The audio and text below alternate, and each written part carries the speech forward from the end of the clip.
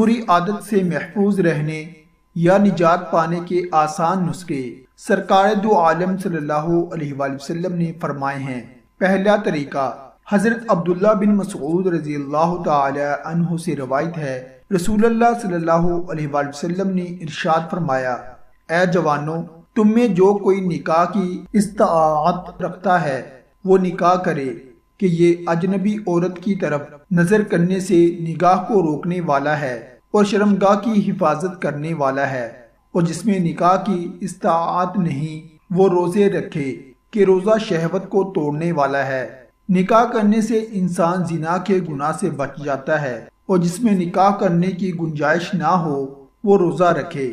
دوسرا طریقہ حضرت ابو ہریرہ رضی اللہ تعالی عنہ سے روایت ہے، رسول اکرم صلی اللہ علیہ وآلہ وسلم نے ارشاد فرمایا، بے شک عورت ابلیس کے تیروں میں سے ایک تیر ہے۔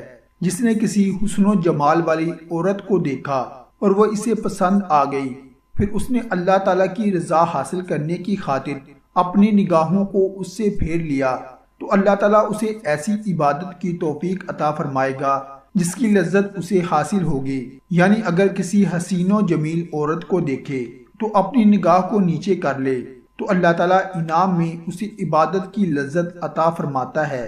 تیسرا طریقہ بدکاری سے بچنے اور اسے نفرت پیدا کرنے کا ایک طریقہ درج ذیل حدیث میں بھی موجود ہے۔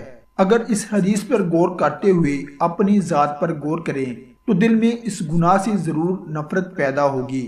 چنانچہ حضرت ابو امامہ رضی اللہ تعالی عنہ فرماتے ہیں، ایک نوجوان رسول اللہ صلی اللہ علیہ وآلہ وسلم کے پاس حاضر ہوا اور اس نے عرض کی، یا رسول اللہ صلی اللہ علیہ وآلہ وسلم، مجھے زنا کرنے کی اجازت دیجیے۔ یہ سن کر صحابہ کرام رضی اللہ تعالی عنہ اسے مارنے کے لیے آگے بڑھے اور کہنے لگے، ٹھہر جاؤ، ٹھہر جاؤ۔ رسول کریم صلی اللہ علیہ وآلہ وسلم نے ارشاد فرمایا، اسے میرے قریب کر دو۔ وہ نوجوان حضور اقدس صلی اللہ علیہ وآلہ وسلم کے قریب پہنچ کر بیٹھ گیا۔ رسول کریم صلی اللہ علیہ وآلہ وسلم نے اس سے فرمایا، کیا تم یہ پسند کرتے ہو کہ تمہاری ماں کے ساتھ کوئی ایسا فعل کرے؟ اس نے عرض کی، یا رسول اللہ صلی اللہ علیہ وآلہ وسلم، خدا کی قسم میں ہرگز یہ پسند نہیں کرتا۔ رسول اللہ صلی اللہ علیہ وآلہ وسلم نے ارشاد فرمایا، لوگ بھی یہ پسند نہیں کرتے کہ کوئی ان کی ماں کے ساتھ ایسی بری حرکت کرے۔ پھر ارشاد فرمایا، کیا تم یہ پسند کرتے ہو کہ تمہاری بیٹی کے ساتھ کوئی یہ کام کرے؟ اس نے عرض کی، یا رسول اللہ صلی اللہ علیہ وآلہ وسلم، اللہ کی قسم میں ہرگز یہ پسند نہیں کرتا۔ رسول اکرم صلی اللہ علیہ وآلہ وسلم نے ارشاد فرمایا، لوگ بھی یہ پسند نہیں کرتے کہ کوئی ان کی بیٹی کے ساتھ ایسا کبھی فعل کرے۔ پھر ارشاد فرمایا، کیا تم یہ پسند کرتے ہو کہ تمہاری بہن کے ساتھ کوئی یہ حرکت کرے؟ اس نے عرض کی، یا رسول اللہ صلی اللہ علیہ وآلہ وسلم، خدا کی قسم میں ہرگز اسے پسند نہیں کرتا۔ رسول اللہ صلی اللہ علیہ وآلہ وسلم نے ارشاد فرمایا، لوگ بھی یہ پسند نہیں کرتے کہ کوئی ان کی بہن کے ساتھ ایسے گندے کام میں مشغول ہو۔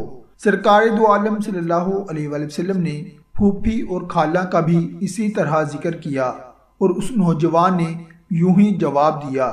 اس کے بعد حضور نبی کریم صلی اللہ علیہ وآلہ وسلم نے اس کے سینے پر اپنا دست مبارک رکھ کر دعا فرمائی، اے اللہ اس کے گناہ بخش دے، اس کے دل کو پاک فرما دے اور اس کی شرمگاہ کو محفوظ فرما دے۔